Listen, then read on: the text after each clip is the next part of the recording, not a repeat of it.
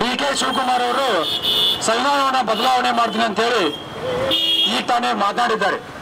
ಅದನ್ನ ಬದಲಾವಣೆ ಮಾಡ್ತೀನಿ ಅಂತ ಹೇಳಿದ್ದ ವಿಷಯವನ್ನ ನಮ್ಮ ದಲಿತ ಸಂಘಟನೆಗಳು ವಿರೋಧ ಮಾಡ್ತಾ ಇಲ್ಲ.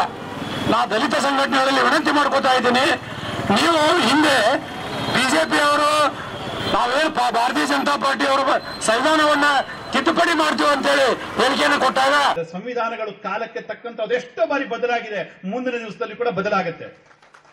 ಆ ಸಂವಿಧಾನವನ್ನು ಬದಲಾಯಿಸಲಿಕ್ಕೋಸ್ಕರವೇ ನಾವಿರೋದು, ನಾವು ಬಂದಿರೋದು. ಅದನ್ನು ತಿರುಚಿ ಬದಲಾವಣೆ ಮಾಡ್ತೀವಿ ಅಂತೇಳಿ ಬೀದಿ ಬೀದಿಯಲ್ಲಿ ಹೋರಾಟ ಮಾಡಿದ್ರಿ. ಆದ್ರೆ ಅವರು ನೇರವಾಗಿ ಬದಲಾವಣೆ ಮಾಡ್ತೀವಿ ಅಂತೇಳಿ ಹೇಳಿದಾಗ ಕೂಡ ನೀವು ಹೋರಾಟ ಮಾಡ್ತಾ ಇಲ್ಲ. Let us see, let us watch, let what court comes out. We have started something. I know that everyone will go to the court. Let us wait for some good day. Good day will come. Lot of changes are there. Constitutions will be changing. There are judgments which alters the constitution also. ಇದನ್ನು ನಾವು ಗಂಭೀರವಾಗಿ ತೆಗೆದುಕೊಂಡು ಮುಂದಿನ ನಿರ್ಮಾಣಗಳಲ್ಲಿ ಡಿ.ಕೆ. ಶಿವಕುಮಾರ್ ರಾಜೀನಾಮೆ ಕೊಡುವವರೆಗೂ ನಮ್ಮ ಹೋರಾಟವನ್ನು ಮಾಡಬೇಕಾಗಿದೆ. ಯಾಕಂತ ಕೇಳಿದ್ರೆ ನಮ್ಮ ದೇಶದಲ್ಲಿ ಬಾಬಾ ಸಾಹೇಬ್ ಅಂಬೇಡ್ಕರ್ ಅವರು 1949ರಲ್ಲಿ ಏನು ಸಂವಿಧಾನವನ್ನು ಕೊಟ್ಟರು, ಆ ಸಂವಿಧಾನದಲ್ಲಿ ಯಾವುದೇ ಧರ್ಮ ಆಧಾರಿತ ಮೀಸಲಾತಿಯಲ್ಲಿ ಅವಕಾಶ ಇಲ್ಲ. ಅವತ್ತು ಏನು ಸಂವಿಧಾನ ರಚನಾ ಸಮಿತಿಯಲ್ಲಿ ಮುಸ್ಲಿಂ ಲೀಗ್ದವರು ಒಂದು ಮನವಿಯನ್ನು ಕೊಡ್ತಾರೆ. ಏನಂತ ಮನವಿ ಕೊಡ್ತಾರೆ ಅಂತ ಹೇಳಿದ್ರೆ, ಮುಸ್ಲಿಮರಿಗೂ ಕೂಡ ಈ ಮೀಸಲಾತಿಯನ್ನು ಕೊಡ್ಬೇಕಂತೇಳಿ ಮನವಿ ಕೊಡ್ತಾರೆ. ಅವಾಗ ಬಾಬಾ ಸಾಹೇಬ್ ಅಂಬೇಡ್ಕರ್ ಅವರು ಮೀಸಲಾತಿ ಕೊಡಕ್ ಬರುವುದಿಲ್ಲ, ಧರ್ಮಾಧಾರಿತ ಮೀಸಲಾತಿ ಕೊಡುವುದಿಲ್ಲ. ಯಾರು ತುರ್ತಕ್ಕೆ ಒಳಗಾಗಿದ್ದಾರೆ, ಯಾರು ಶೈಕ್ಷಣಿಕದಿಂದ ವಂಚಿತರಾಗಿದ್ದಾರೆ, ಯಾರು ಆರ್ಥಿಕವಾಗಿ ಹಿಂದೆ ಉಳಿದಿದ್ದಾರೆ, ಅವರಿಗೆ ಮಾತ್ರ ಮೀಸಲಾತಿ ಕೊಡಕ್ಕೆ ಅವಕಾಶ ಇದೆ ಅಂತೇಳಿ ಅವತ್ತಿನ ದಿನ ಬಾಬಾ ಸಾಹೇಬ್ ಅಂಬೇಡ್ಕರ್ ಅವರು ಹೇಳಿದ್ದಾರೆ.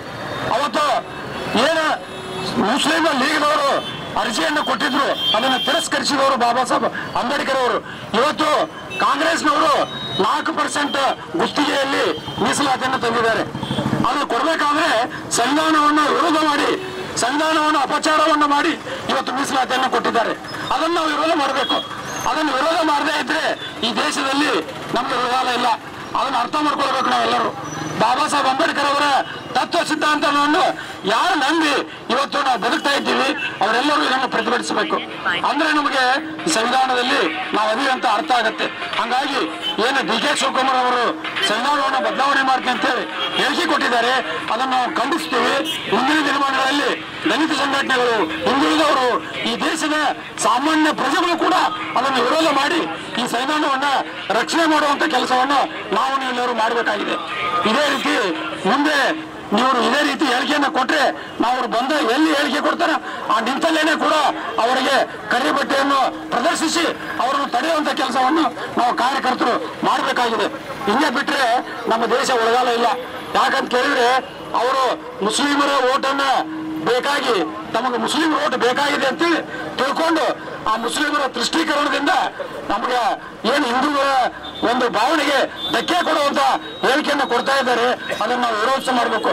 ಹಿಂದೆ ನಮ್ಮ ನಾಯಕರು ಏನೋ ಒಂದು ಹೇಳಿಕೆಯನ್ನು ಕೊಟ್ಟಿದ್ರು, ಆ ಹೇಳಿಕೆ ಕೊಟ್ಟಂತ ಸಮಯದಲ್ಲಿ ಯಾವ ರೀತಿ ಪ್ರತಿಭಟನೆ ಮಾಡಿದ್ರು ಅನ್ನೋದನ್ನ ನಾವೆಲ್ಲ ನೋಡಿದ್ವಿ. ಆ ರೀತಿ ಪ್ರತಿಭಟನೆಯನ್ನ ಮಾಡಿ ನಾವೆಲ್ಲರೂ ಆ ಡಿ.ಕೆ. ಶಿವಕುಮಾರ್ನ ವಿರುದ್ಧ ಪ್ರತಿಭಟನೆ ಮಾಡಿ ತಕ್ಕ ಉತ್ತರವನ್ನು ಕೊಡುವ ಕೆಲಸವನ್ನ ನಾವು ಎಲ್ಲರೂ ಮಾಡಬೇಕಾಗಿದೆ. ಹಾಗಾಗಿ ಬಾಬಾ ಸಾಹೇಬ್ ಅಂಬೇಡ್ಕರ್ ಅವರ ಕೊಟ್ಟಂತ ಸಂವಿಧಾನವನ್ನ ರಕ್ಷಣೆ ಮಾಡುವ ಕೆಲಸ ನಿಮ್ಮೆಲ್ಲರ ಮೇಲೆ ಇದೆ. ಅದನ್ನು ರಕ್ಷಣೆ ಮಾಡುವ ಜವಾಬ್ದಾರಿ ಕೂಡ ನಮ್ಮ ಮೇಲೆ ಇದೆ.